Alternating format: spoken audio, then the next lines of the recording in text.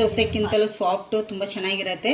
ಇದಕ್ಕೆ ಜೋಳದ ಹಿಟ್ಟು, ಗೋಧಿ ಹಿಟ್ಟು ಹಾಕಿರೋದ್ರಿಂದ ಇದು ಕಲರ್ ಬರುತ್ತೆ. ಇದಕ್ಕೆ ಸಕ್ಕರೆ ಹಾಕಬೇಕಂತ ಅವಶ್ಯಕತೆನೇ ಇಲ್ಲ. ನೋಡಿ ಎಷ್ಟು ಚೆನ್ನಾಗಿ ಕಲರ್ ಬಂದಿದೆಯಲ್ಲ. ಸ್ವಲ್ಪ ಲೇಟ್ ಆಗುತ್ತೆ ಬೇಯಲಿಕ್ಕೆ ಅಷ್ಟೇ. ಎರಡೂ ಸೈಡು ಚೆನ್ನಾಗಿ ಬೇಯಿಸ್ಕೊಂಡು ತಗೋಬೇಕು. ನೋಡಿ ಈ side. Welcome back to YouTube channel. ಹೇಗಿದ್ರೆ ಎಲ್ಲರೂ ಸ್ನೇಹಿತರು ಚೆನ್ನಾಗಿದ್ದೀರಾ? ನಾವು ಚೆನ್ನಾಗಿದ್ದೀವಿ. ನೋಡಿ ಬ್ಲಾಗ್ ಸ್ವಲ್ಪ ಲೇಟ್ ಮಾಡಿ ಸ್ಟಾರ್ಟ್ ಮಾಡ್ತಾ ಇದ್ದೀನಿ. ಮಳೆ ಸ್ವಲ್ಪ ಬಿಟ್ಟಿತ್ತು.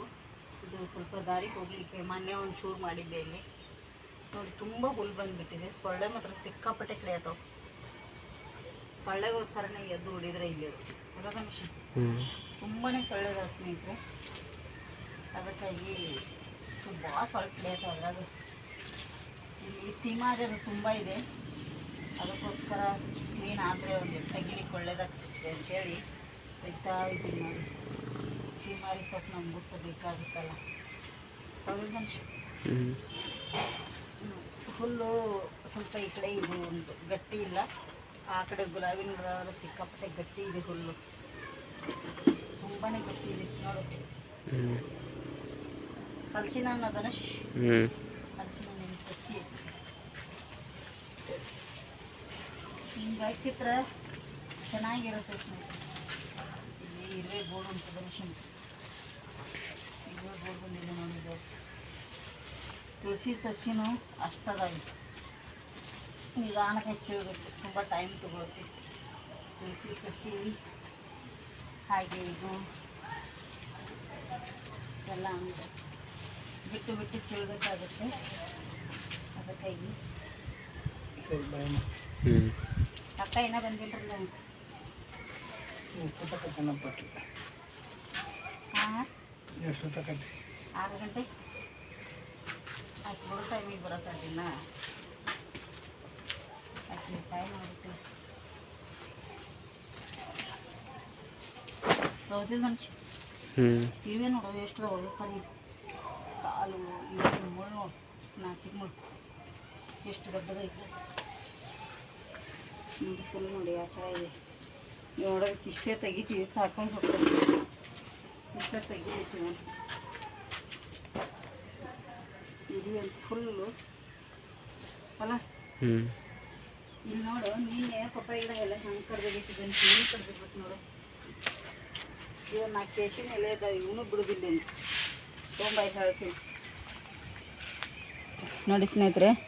ಇಲ್ಲಿ ಎಷ್ಟು ದೊಡ್ಡದು ಪಪ್ಪಾಯ ಗಿಡ ಆಗಿತ್ತು. ಇಲ್ಲೊಂದು ಇಷ್ಟೊತ್ತಾಗಿದ್ದು ಏನು ಕಡ್ದ ನಾವಿಲ್ಲನ ಇವಾಗ ಕಾರ್ಬಾರ ಮಾಡೋದಿಲ್ಲ. ಹೆಗ್ಗಣ ಎಲ್ಲ ಕಡ್ದು ಹಾಕ್ಯಾವ. ಏನು ಮಾಡಿದ್ ನೋಡಿ, ಏನು ಬಿಡೋ ಹಾಗಿಲ್ಲ ಇಲ್ಲಿ ಒಟ್ಟು ಅಲ್ಲದನು. ಏನು ಇದೂ ಇಲ್ಲ. ಒಣಗೆ ತೆಗಿನ ಬೇಕೇನದು ಒಣಗೆ ನಾಳದ ನೋಡಲ್ಲ.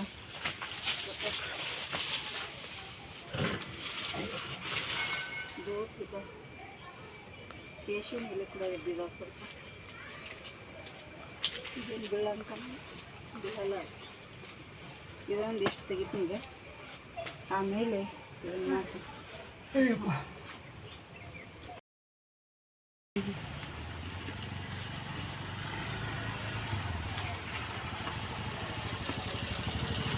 ನಮಗೆ ಬಾಕ್ಲ ಹಾಕೈತೆ ಹೇಳ್ರಲ್ಲ. ಮತ್ತು ಫೋನ್ಯಾಗ ಮತ್ತೇನ್ರ ಮಾಡಿ ತರಬೇಕಲ್ಲ ನಿಂದು.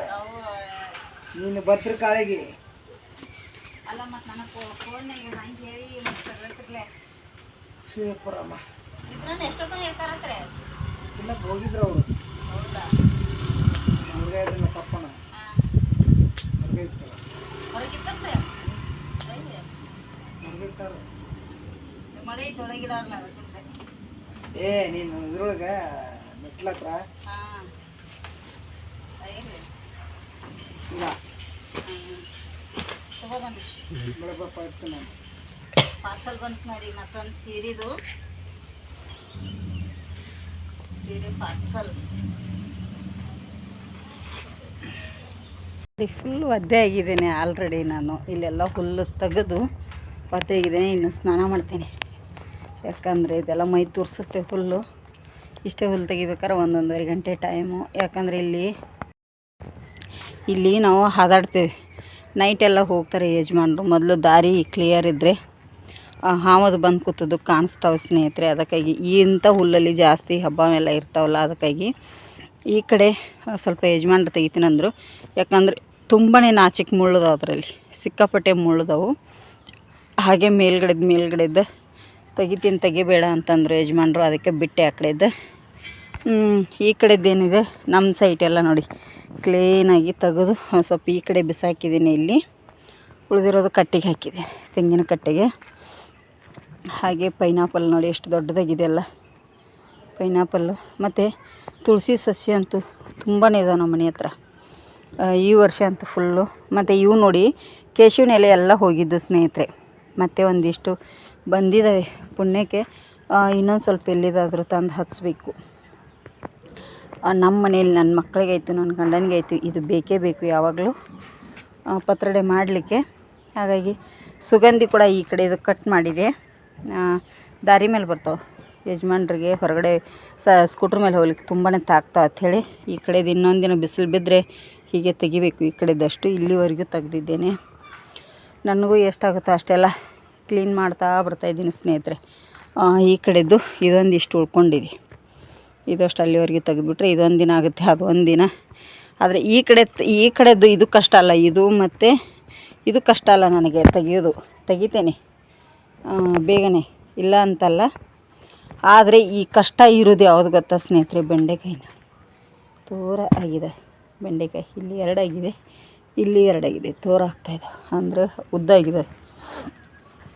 ಹಾಂ, ನನಗೆ ಕಷ್ಟ ಅನಿಸೋದಕ್ಕಿದು ನೋಡಿ. ಯಪ್ಪ, ಇದು ಹೇಗೆ ಗೊತ್ತಾ? ಇದನ್ನು ಮಣ್ಣು ಕಲ್ಲು ಕಟ್ಟದಂಗೆ ಆಗುತ್ತೆ ಇದು ನನಗೆ ಹುಲ್ಲು ತೆಗಿಲಿಕ್ಕೆ. ಇದು ಮಾತ್ರ ಸಿಕ್ಕಾಪಟ್ಟೆ ಕಷ್ಟ ಸ್ನೇಹಿತರೆ. ಇದು ಕಲ್ಲನ ಅಂತ ಹೇಳ್ಬೋದು. ಇದು ಹುಲ್ಲನೇ ಬರಲ್ಲ ಇಲ್ಲಿದ್ದು ನೋಡಿ, ಯಾವ ಥರ ರಫಾಗಿ ಬಿದ್ದುಕೊಂಡ್ಬಿಟ್ಟಿದೆ ಹುಲ್ಲು. ಇದನ್ನು ತೆಗಿದೆ ತುಂಬ ಕಷ್ಟ ನನಗೆ. ಇದೊಂದಿಷ್ಟು ತುಂಬ ಕಷ್ಟ ನೋಡಿ ಇದು. ಮತ್ತು ಹಾಗೆ ಕಿದು ತುಂಬ ಅಂದರೆ ತುಂಬ ಕಷ್ಟ. ಹೇಗೆ ತೆಗಿತೀನೋ ನನಗೂ ಸಹ ಗೊತ್ತಿಲ್ಲ, ಆದರೆ ತೆಗಿತೀನಿ. ಆಗದಿದ್ದರೆ ಇಲ್ಲ, ಮೇಲ್ಗಡೆ ತೆಗೆದ್ರೆ ಆಯಿತು. ನೋಡಿ ಮೊನ್ನೆ ಯಜಮಾನ್ರು ತುಳಸಿ ಹೂವು ಎಲ್ಲ ತೆಗೆದಿದ್ರು, ಮತ್ತು ಹೂ ಬಂದಿದೆ. ಈಗ ಇಲ್ಲಿ ಸ್ನಾನಕ್ಕೆ ನೀರು ಇಟ್ಕೊಂಡಿದ್ದೀನಿ. ಮೊದಲು ಸ್ನಾನ ಮಾಡ್ತೇನೆ, ಯಾಕಂದರೆ ಮೈಯೆಲ್ಲ ತುರಿಸ್ತಾ ಇದೆ. ಸೊಳ್ಳೆಗಳು ಅಷ್ಟೇ ಕಡಿದಿದ್ದಾವೆ, ಮೈಯೆಲ್ಲ ತುಂಬ ತುರಿಸ್ತಾ ಇದ್ದಾವೆ. ಹಾಗೆ ಇಲ್ಲಿ ಒಂದು ಕೊರಿಯರ್ ಕೂಡ ಬಂದಿದೆ. ಏನಪ್ಪ ಅಂದರೆ ಸೀರೆದ್ದು. ಇದನ್ನು ಅನ್ಬಾಕ್ಸಿಂಗ್ ನಾಳೆ ಮಾಡ್ತೇನೆ, ಇವತ್ತೇನು ಮಾಡಲ್ಲ. ಇದು ನಾಳೆ ಮಾಡ್ತೀನಿ ಅನ್ಬಾಕ್ಸಿಂಗು. ಹಾಗೆ ಇದು ನೋಡಿ ನೀರಿನ ಬಾಟಲ್. ಇದು ನಮಗಲ್ಲ, ನೀರಿನ ಬಾಟಲ್ಲು. ನಾನು ಮೊನ್ನೆ ಆಪ್ರೇಷನ್ ಇದೆ ಅಂಥೇಳಿ ಊರಿಗೆ ಹೋದ್ನಲ್ಲ ಸ್ನೇಹಿತರೆ, ಆವಾಗ ಧನುಷನಿಗೆ ವಿಡಿಯೋದಲ್ಲಿದೆ ನೋಡಿ, ಫ್ಲಿಪ್ಕಾರ್ಟಲ್ಲಿ ಈಗೊಮ್ಮೆ ತರಿಸಿರೋದು. ಧನುಷನಿಗೆ ನೀರಿನ ಬಾಟಲ್ ಇಲ್ಲ ತಿಳಿ ತರಿಸಿದ್ದೀವಿ. ಆವಾಗ 500 ರೂಪಾಯಿಗೆ 2 ಇತ್ತು. ಈಗ 550 ರೂಪಾಯಿಗೆ 2 ನೋಡಿ, ಎಷ್ಟು ಕಾಸ್ಟ್ಲಿ ಆಗ್ತಾಯಿದೆ. ಇದೇ ಥರ ಇದೆ ಸೇಮ್ ಬಾಟಲ್ 2, ತುಂಬಾ ಚೆನ್ನಾಗಿದೆ. ಇದು ಒಂದು ಬಂತು ಕೊರಿಯರು, ಇದು ಒಂದು ಬಂದಿದೆ. ಇದನ್ನೇನಿದೆ ಆಮೇಲೆ ಅನ್ಬಾಕ್ಸಿಂಗ್ ಮಾಡುವಾಗ ನಿಮಗೆ ತೋರಿಸ್ತೇನೆ ಸ್ನೇಹಿತರೆ. ಅದರನ್ನು ಸೀರೆಗಳು ಹೋಗಬೇಕು ಈಗ ಇಮಿಡಿಯೇಟ್ಲಿ. ಈಗಿದಿದೆ ಇಲ್ಲಿ.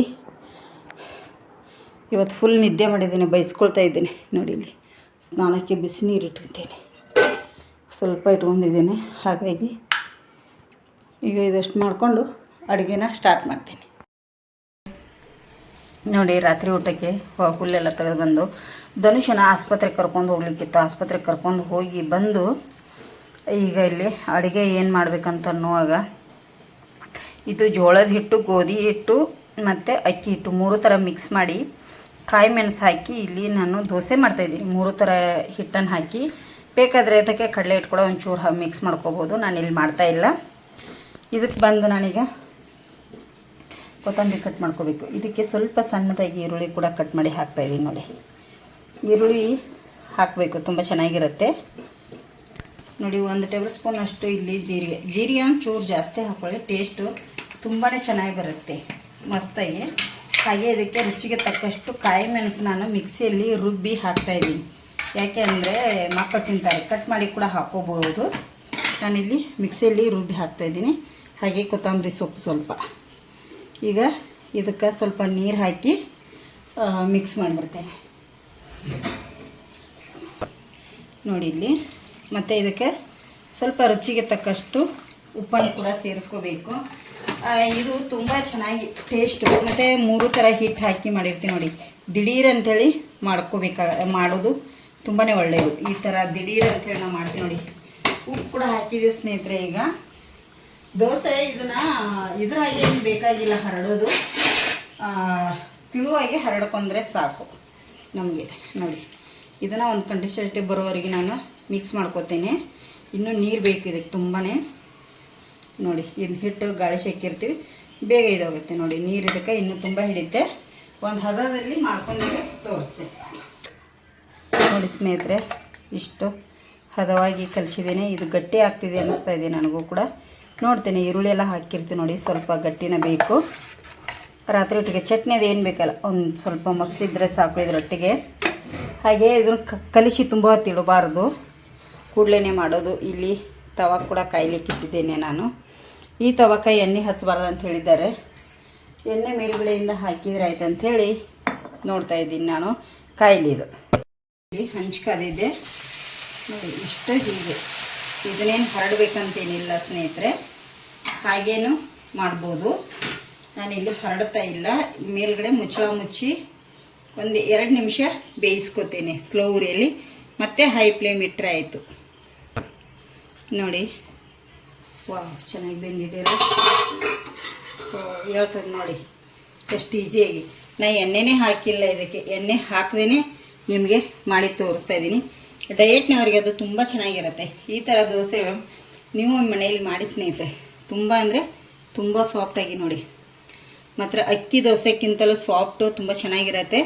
ಇದಕ್ಕೆ ಜೋಳದ ಹಿಟ್ಟು, ಗೋಧಿ ಹಿಟ್ಟು ಹಾಕಿರೋದ್ರಿಂದ ಇದು ಕಲರ್ ಬರುತ್ತೆ. ಇದಕ್ಕೆ ಸಕ್ಕರೆ ಹಾಕಬೇಕಂತ ಅವಶ್ಯಕತೆಯೇ ಇಲ್ಲ. ನೋಡಿ ಎಷ್ಟು ಚೆನ್ನಾಗಿ ಕಲರ್ ಬಂದಿದೆಯಲ್ಲ. ಸ್ವಲ್ಪ ಲೇಟ್ ಆಗುತ್ತೆ ಬೇಯಲಿಕ್ಕೆ ಅಷ್ಟೇ. 2 ಸೈಡು ಚೆನ್ನಾಗಿ ಬೇಯಿಸ್ಕೊಂಡು ತಗೋಬೇಕು ನೋಡಿ. ಈ ಸೈಡು ಸ್ವಲ್ಪ ಕಣ್ಣು ಬಿದ್ದರೆ ಸಾಕು. ಈ ಥರ ನಮಗೆ ಇದೇ ಥರ ನಾನೀಗ ಎಲ್ಲ ದೋಸೆಗಳನ್ನು ಕೂಡ ಹಾಕೋತೇನೆ. ಸ್ವಲ್ಪ ಲೇಟ್ ಆಗುತ್ತೆ, ನಿಧಾನಕ್ಕೆ ಬೇಯಿಸ್ಕೊಂಡ್ರೆ ಆಯಿತು ಸ್ನೇಹಿತರೆ. ನೋಡಿ ಏನು ಹರಡಬಾರ್ದು. ನೀರು ದೋಸೆಕ್ಕಿಂತ ಸ್ವಲ್ಪ ಗಟ್ಟಿ ಇದೆ ಹಿಟ್ಟು, ಅಷ್ಟಿದ್ರೆ ಸಾಕು ನಮಗೆ. ಇದೇ ಥರ ದೋಸೆಗಳನ್ನು ನಾನೀಗ ಎಷ್ಟು ಚೆನ್ನಾಗಿದೆ. ಇದೇ ಥರ ದೋಸೆಗಳನ್ನ ಮಾಡಿ ಎತ್ತಿ ಇಟ್ಕೊಂಡ್ಬಿಡ್ತೇನೆ ಎಲ್ಲವನ್ನು. ಈಗ ಊಟಕ್ಕೆ ಕೊಟ್ಬಿಡ್ತೀನಿ. ರಾತ್ರಿಗೆ ನಮಗೆ ಇದೇ ದೋಸೆ ನೋಡಿ. ನಾನು ರೊಟ್ಟಿ ಮಾಡ್ಕೋಬೇಕಾಗಿತ್ತು, ರೊಟ್ಟಿ ಎಲ್ಲಿ ಮಾಡಲಿ ಅಂಥೇಳಿ. ಸ್ವಲ್ಪ ಗೋಧಿ ಹಿಟ್ಟು ಮಿಕ್ಸ್ ಇರುತ್ತೆ, ಪರವಾಗಿಲ್ಲ ಅಂಥೇಳಿ ನಾನು ಮಾಡ್ತಾಯಿದ್ದೀನಿ ನೋಡಿ. ಟೇಸ್ಟ್ ಆಗುತ್ತೆ. ಬರೀ ರೊಟ್ಟಿ ತಿಂದು ನನಗೂ ಒಂಥರ ಬೋರ್ ಆದಂಗೆ ಆಗಿತ್ತು. ಅದಕ್ಕಾಗಿ ಟೇಸ್ಟ್ ಆಗುತ್ತೆ ಅಂಥೇಳಿ ಮಾಡ್ತಾಯಿದ್ದೀನಿ ನೋಡಿ. ಹೇಗೆ ಬಂದಿದೆ ಅಂಥೇಳಿ ಕಮೆಂಟ್ ಮಾಡಿ. ಹೊಸದಾಗಿ ಯಾರೆಲ್ಲ ನಮ್ಮ ಚಾನಲ್ ನೋಡ್ತಿರಲ್ಲ ಪ್ಲೀಸ್ ಸಬ್ಸ್ಕ್ರೈಬ್ ಮಾಡ್ಕೊಂಡು ನೋಡಿ. ಆದಷ್ಟು ಜನರಿಗೆ ಶೇರ್ ಮಾಡಿ. ಇದರ ರೆಸಿಪಿ ಹಾಕಿದ್ದೇನೆ, ಚೆಕ್ ಮಾಡ್ಕೊಳ್ಳಿ ಸ್ನೇಹಿತರೆ. ದೋಸೆ ಅಂತೂ ಮಸ್ತಾಗಿ ಬಂದು ಎಲ್ಲರದು ಊಟ ಆಯಿತು ನೋಡಿ. ಲಾಸ್ಟ್ ನಂದೇ ಊಟ. ಯಾಕಂದರೆ ಎಲ್ಲರಿಗೂ ನಾನು ಬಿಸಿ ಬಿಸಿದು ಮಾಡಿ ಕೊಟ್ಟಿನಿ, ಅವ್ರು ತಿಂದರು. ಈಗ ನಾನೊಬ್ಳು ಊಟ ಮಾಡ್ತೇನೆ. ದೋಸೆ ಅಂತೂ ಬರ್ರಿ ಬಂದ ನೋಡಿ. ಈ ಥರ ಎಣ್ಣೆ ಅಂತೂ ಹಚ್ಚಲೇ ಇಲ್ಲ ನಾನು. ಮೊದಲಕ್ಕಿಂತ ಒಂದಕ್ಕೆ ಹಾಕಿದೆ, ಎಣ್ಣೆ ಅಂತೂ ಹಾಕಲೇ ಇಲ್ಲ ನೋಡಿ. 2 ಸೈಡ್ ಇಷ್ಟು ಚೆನ್ನಾಗಿ ಇವನ್ನ ನಮ್ಮವ್ವ ತುಂಬ ಮಾಡ್ತಾಳೆ, ನಮ್ಮಮ್ಮನ ಮನೆಯಲ್ಲಿ. ಇದನ್ನು ಮುಂಚೆ ಮಿಕ್ಸಿ ಇರಲಿಲ್ಲಲ್ಲ, ಹಾಗಾಗಿ ನಮಗೀಗ ಮಣ್ಣೆತ್ತಿನ ಅಮಾವಾಸ್ಯೆ ಹಿಡ್ಕೊಂಡು ನಾಗರ ಪಂಚಮಿ ಅಮಾವಾಸ್ಯೆವರೆಗೂ ಗುಳ್ಳೋ ಅಂತ ಬರುತ್ತೆ ಉತ್ತರ ಕರ್ನಾಟಕ ಸೈಡು. ಬುಧವಾರಕ್ಕೊಮ್ಮೆ ಗುಳ್ಳೋ ನಡಕ್ಕೆ ಹೋಗೋದಾದರೆ ಇದೇ ಥರ ನಾವು ಮಾಡ್ಕೊಂಡು ಕಟ್ಕೊಂಡು ಹೋಗ್ತಿದ್ವಿ ನೋಡಿ, ಡಬ್ಬಿಗೆ ಹಾಕ್ಕೊಂಡು. ಅದೇ ನೆನಪಾಯಿತು. ಈಗೂ ಕೂಡ ಗುಳ್ಳೋ ಒಂದು ಇದೆ.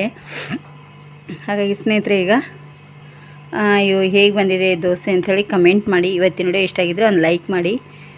ಚಿಕ್ಕದಿದೆ, ಎಂಡ್ ಮಾಡ್ತಾಯಿದ್ದೀನಿ ಇವತ್ತಿನ ವಿಡಿಯೋ. ಇಲ್ಲಿಗೆ ಎಂಡ್ ಮಾಡ್ತಾಯಿದ್ದೀನಿ. ಮುಂದಿನ ವಿಡಿಯೋದಲ್ಲಿ ಮತ್ತೆ ಸಿಗ್ತೀನಿ. ಶುಭರಾತ್ರಿ, ಗುಡ್ ನೈಟ್.